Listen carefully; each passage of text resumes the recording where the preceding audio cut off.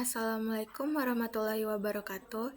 Kami dari kelompok 1 akan menjelaskan tentang perubahan paradigma bisnis telekomunikasi yang dimana beranggotakan saya Adinda Alia Maharani dan beberapa rekan saya ada Erin Aulia Rahma, Cindy Juniarti, dan Iqbal Rizanta. Baiklah, sebelumnya saya akan menjelaskan terlebih dahulu apa itu paradigma bisnis telekomunikasi. Paradigma bisnis telekomunikasi adalah pendekatan atau pandangan dalam mengelola dan mengembangkan bisnis di industri telekomunikasi. Paradigma ini mencakup cara perusahaan telekomunikasi mengadaptasi strategi dan model bisnis untuk menghadapi perubahan teknologi, kebutuhan konsumen, dan persaingan pasar. Paradigma bisnis telekomunikasi sering berubah karena kemajuan teknologi yang pesat, seperti pergeseran dari jaringan analog ke digital dan kini ke jaringan berbasis internet. Nah, di sini ada perubahan paradigma bisnis telekomunikasi dari paradigma lama ke paradigma baru. Kita mulai dari paradigma lama, yaitu ada pasar monopolistik. Pasar monopolistik merupakan perusahaan yang cenderung berfokus pada diferensiasi dan promosi produk untuk menarik konsumen.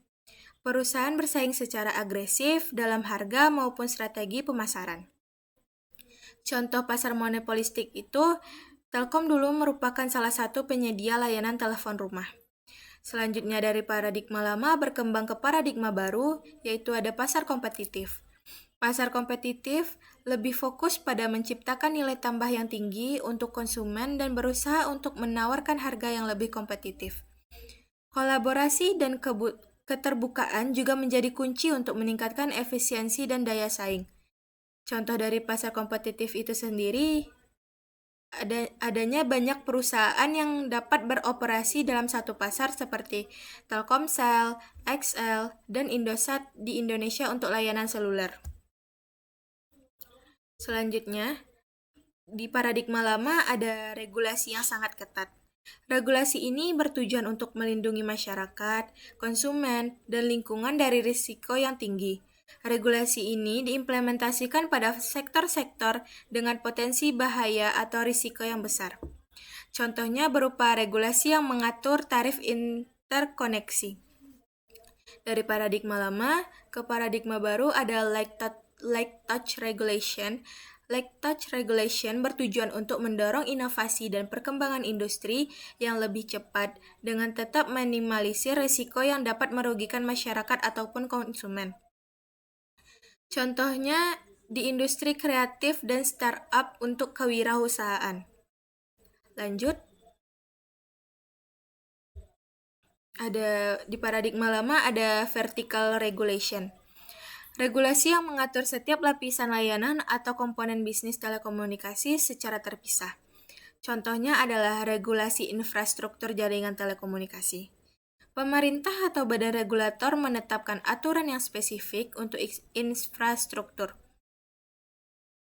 Untuk infrastruktur fisik seperti menara atau kabel jaringan. Terlepas dari layanan digital atau konten yang berjalan di atasnya. Lanjut, berkembang ke paradigma baru ada horizontal regulation.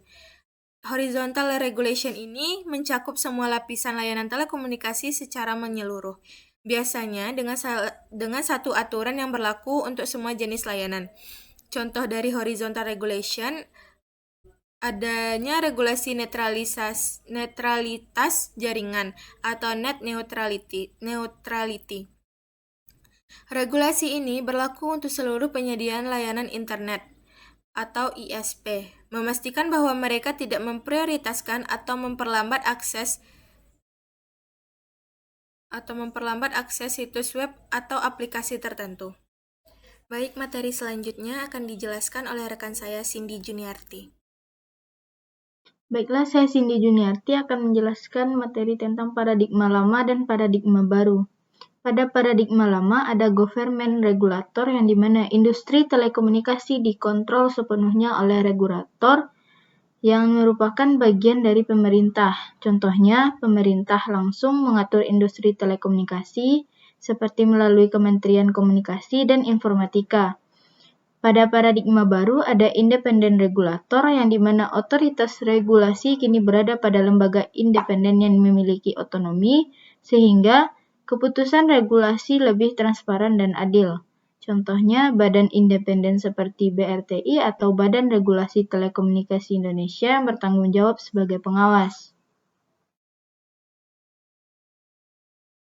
Kemudian pada paradigma lama itu ada infrastruktur telekomunikasi yang dimana ini mencakup komponen fisik yang memungkinkan transmisi dan pertukaran data seperti jaringan kabel, menara seluler, dan satelit. Contohnya adalah menara BTS atau Base Transceiver Station yang digunakan oleh operator seluler untuk mengirimkan dan menerima sinyal dari perangkat pengguna.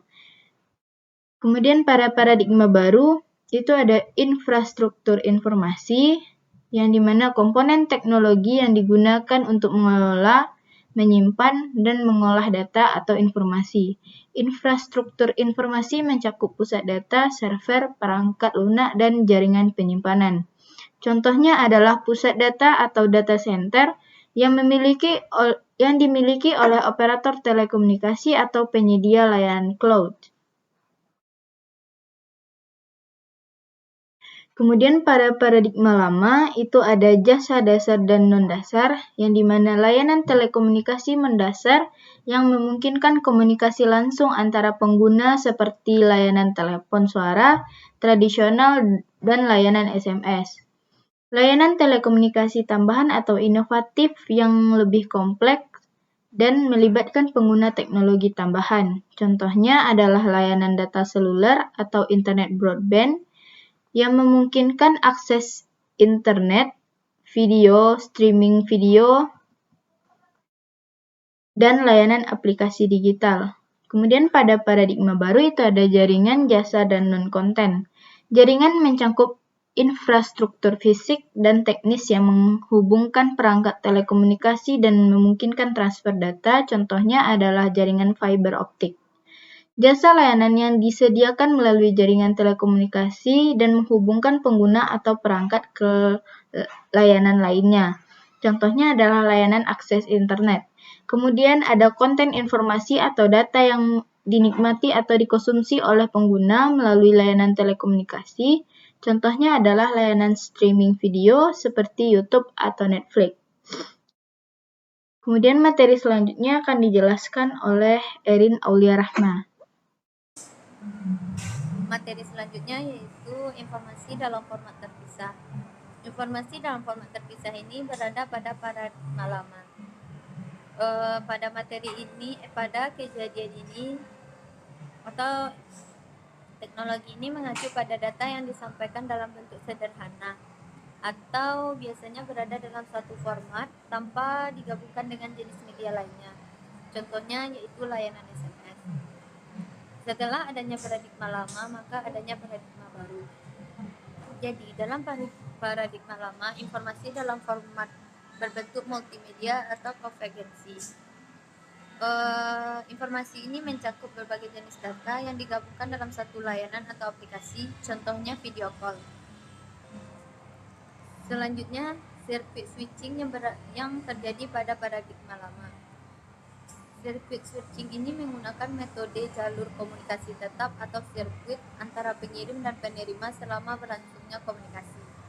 Contohnya panggilan telepon atau PSTN yang biasa disebut dengan Public Switch Telephone Network, di mana pengguna melakukan panggilan telepon. Sirkuit khusus dibentuk di antara kedua pihak yang terhubung selama panggilan berlangsung. Kemudian pada paradigma baru, switchingnya berbentuk dalam bentuk paket. Metode yang digunakan dibagi menjadi paket-paket kecil dan setiap paket dikirim secara individu melalui jaringan.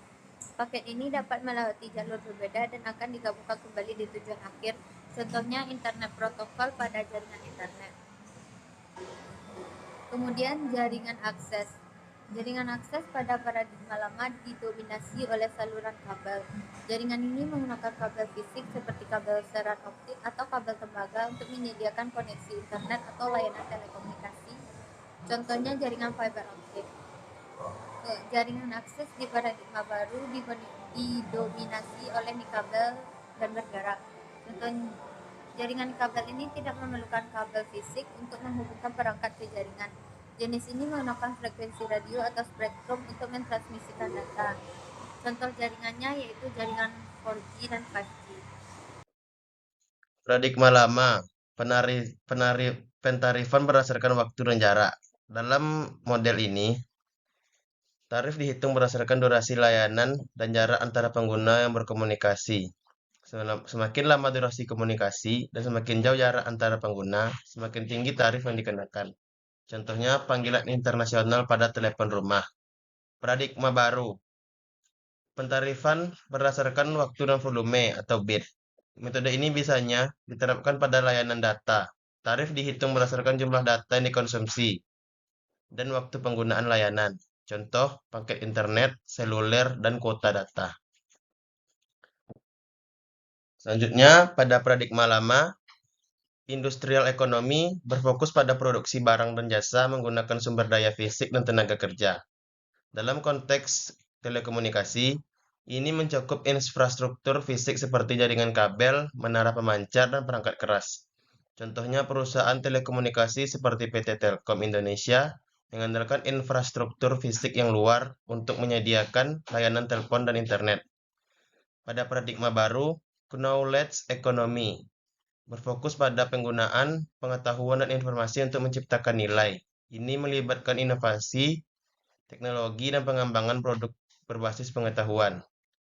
Contohnya, perusahaan seperti Gojek di Indonesia menunjuk aspek ekonomi pengetahuan dalam telekomunikasi dengan mengembangkan aplikasi berbisnis teknologi yang menghubungkan layanan transportasi. Sekian presentasi dari kelompok kami. Jika ada kesalahan, mohon dimaafkan. Saya tutup dengan membacakan Assalamualaikum warahmatullahi wabarakatuh.